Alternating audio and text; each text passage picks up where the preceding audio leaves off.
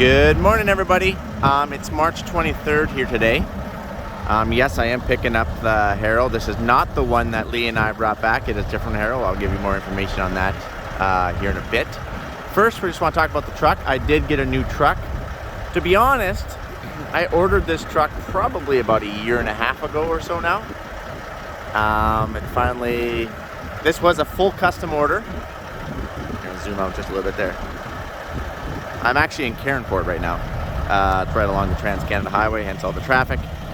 This Harrow got dropped off. I'm now picking it back up. Typically, I like to pull this stuff with the Chevy, but since we have a new truck, I thought we'd make I would say the maiden voyage, but this is not the actual maiden voyage. But anyway, let's talk about the truck for a second. So this is an International. This is the new series. HX520, I do believe, is the model. International HX520. So basically, here, just let me zoom out just a little bit. This has got the square front end, like my 9900, okay? Those other HX trucks that we have back home, those white ones with the more slope nose, those are also an HX, but those have the same older cab as like my 9900. This has the Lone Star sleeper, the Lone Star cab, but has the front end of a 9900, okay? Got that. It's about as confusing as everything. So I went with the 16,000 pound front axles. I do believe that's what they are. 46,000 pound rear diffs. Obviously it has the i6 Cummins. Let me think about this for a second. The QSX Cummins is what's in the tractors. QSX 15. Holy crap. I realize it's only 9 o'clock in the morning, but I think I should drink some more coffee. And this is the ISX 15, same engine. I think they just label one for highway tractors and one for agriculture tractors. So yes, I went with the big wheels up front here. These are the 385s, 65 22.5s. Ordered the nose ring here, so that way I can pull myself in and out of muddy fields.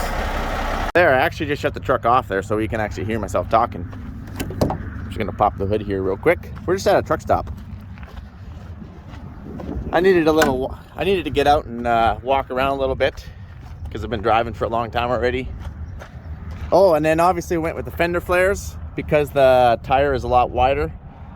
Fender flares look pretty awesome. Here we go. So there you go. That is the ISX 15. So it's got 565 horsepower. That's what I ordered it with. You can tune them up to 605 horsepower, I do believe. Under here is your oil pan. I did order a oh man, I'm short for words here. A heater, so that way you can heat up your oil during the winter, but that hasn't been installed yet. Oh, I like this. My truck never had this. Kind of keeps some of the mud and stuff from flailing into your engine there, like that.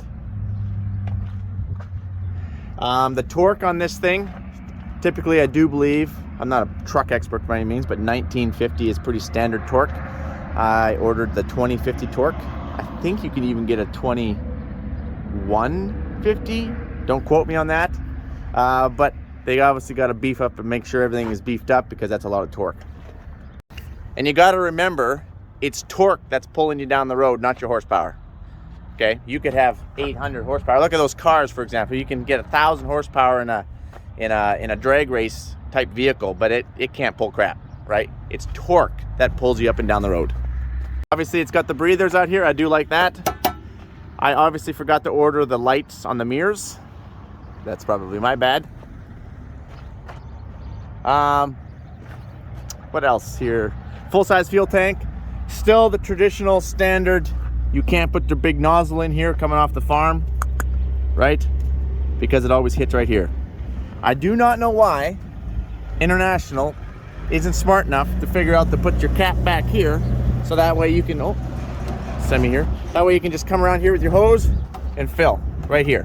You know how easy that'd be? You won't scratch anything all up. Oh no, You gotta make this really awkward. You gotta try and get it in here, and you're scratching your chrome and you're scratching your tank, trying to fill your fuel tank. Come on, International, do better. Seriously. No, then I obviously went full fenders. What else? Oh yeah, put a hitch on the back. Got this custom made.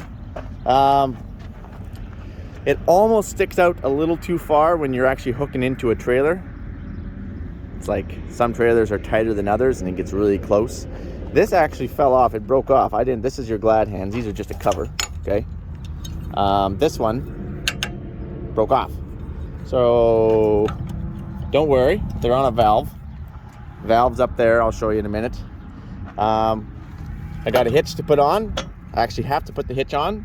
D-rings, safety chains, safety first. We're always safety first camp. It only comes with 3 lights. You only get 1 backup light. Though if I was to redo this, and if I was there when they did this, and it's not their fault, I probably would have put another one right here just to, you know, because I'm slightly OCD. I would have put another backup light, is what I'm saying, because I'm OCD. So anyways, I'll manage, I'll survive. 24/5 rubber. Put this toolbox on here. There's the hitch that we got to put on. It's actually incredibly heavy.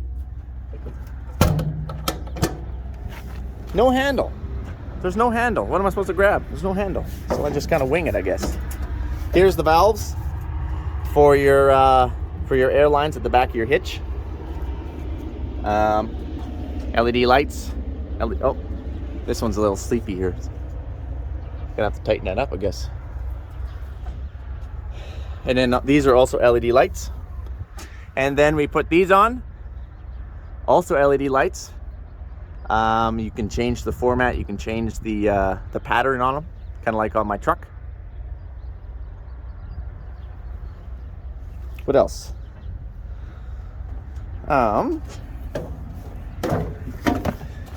Again, same place. Terribly hard to get to. Needs to be back here, just so you can swing around, grab the hose, fill it right there. Don't know why that's so difficult for them. We got battery disconnect right here. Obviously it's running def, don't get me going on that. This is where you check your oil. This is where you put your oil in.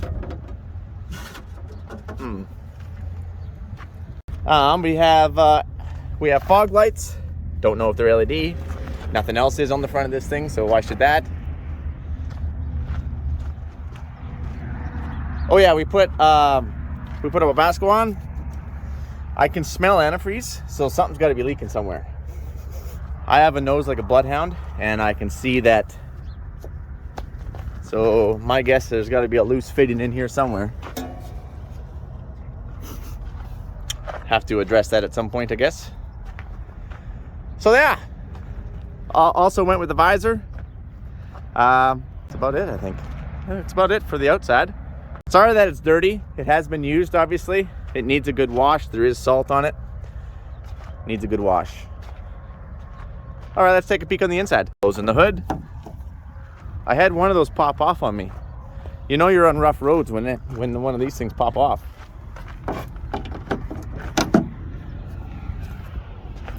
Obviously these are all LED, and this is LED.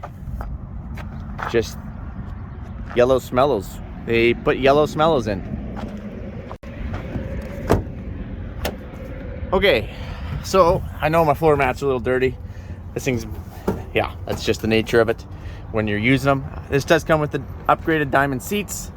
Basically everything other than massage, which don't get me going why they don't actually have massage, because there's guys that put like 150,000 kilometers on these units per year. But it does have heated cool seats. 3 different settings for your heated and cooled.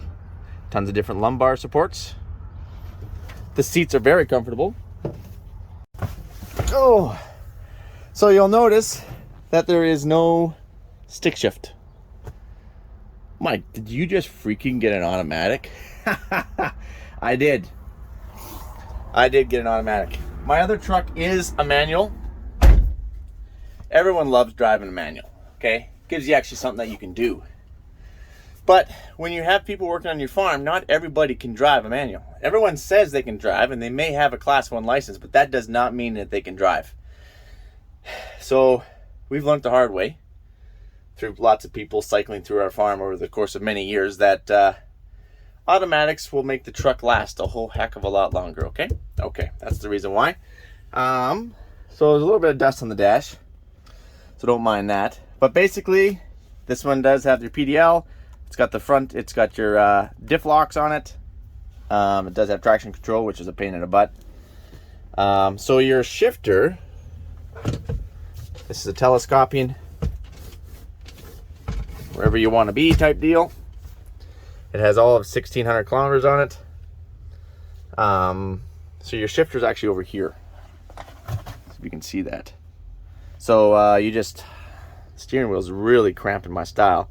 You just shift this thing like this, it goes to drive, and then it automatically will start you off in either third gear, but I think we're gonna get that software switch to start us off in first gear. Third gear is fine when you're empty, but first gear, unless you remember you need to knock it down the first gear. If you try and start off in third gear with the load on, you're just gonna take out your clutch. And then you can shift it manually if you would like to. You can still shift manually, just pop it up, pop it up, pop it up. And then down, the opposite. And your engine brake is also on here. You just pull it down for engine brake 1 sensitivity, 2 sensitivity, 3 sensitivity, which is your maximum, okay? What else? Tabasco right there. That's pretty much it. Everything else is pretty self-explanatory, you guys. I do not know how to work everything. Not yet. I'm not going to try and say that I do because I just don't yet. Here's your trailer spike. If you're wondering where your trailer spike is, it's right here. So, what should we look at? Let's fire it up.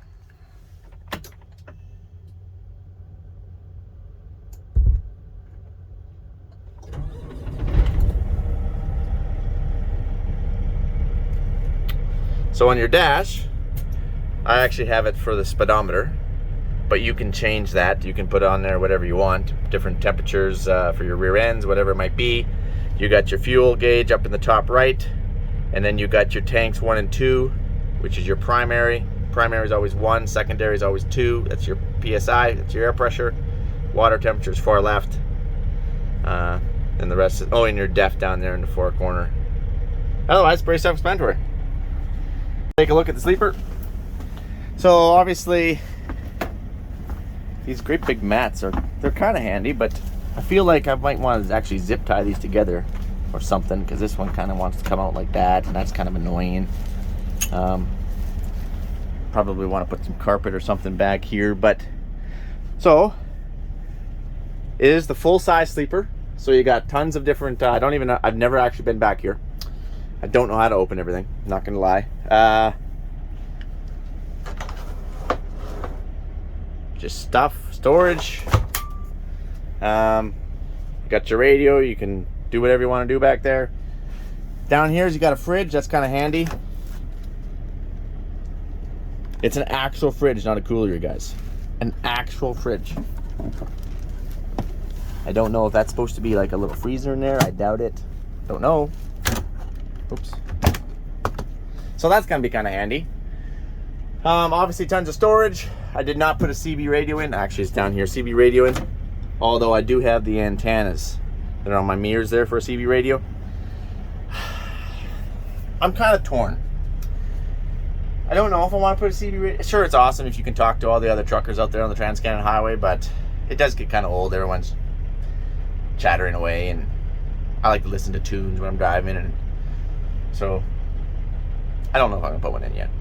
I'll definitely put a radio in here so I can communicate with our guys and they can communicate with me. I just don't know if I'll put a CB in. Otherwise, that's it, you guys. All LED. Pretty much. Oh, and I should mention that the cup holders they're awesome. Nothing's fallen out yet. I can get my FHF mug in there just nice. Had to put a little plug in there. Oh yeah, these seats, they're kind of like the Fendt. I don't know if I like that. They are automatic. So they lift you up based on your weight. As soon as you get off, You go all the way to the top, obviously, and then wait for it. It lowers the seat all the way back down to the ground, so that way it's easy and quick access in. As soon as you hop on, it airs you back up according to your weight. I started my beacons right here. I've never seen them, so let's go take a look, see what they look like.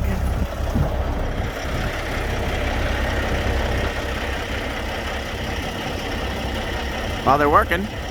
I don't know how to adjust the pattern on them, but they're working. Yeah. Look to be working. Anyways, guys, that's it in a nutshell. I should probably slide this hitch in, and we should probably get cracking.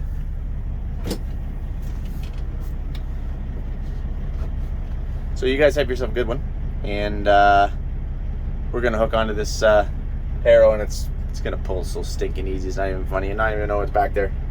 And hopefully we have a very successful trip. I will catch you guys on the flip side. Oh, and if you're wondering, Mike, are you gonna pull your own drill up there? You did buy a hitch or put a hitch on.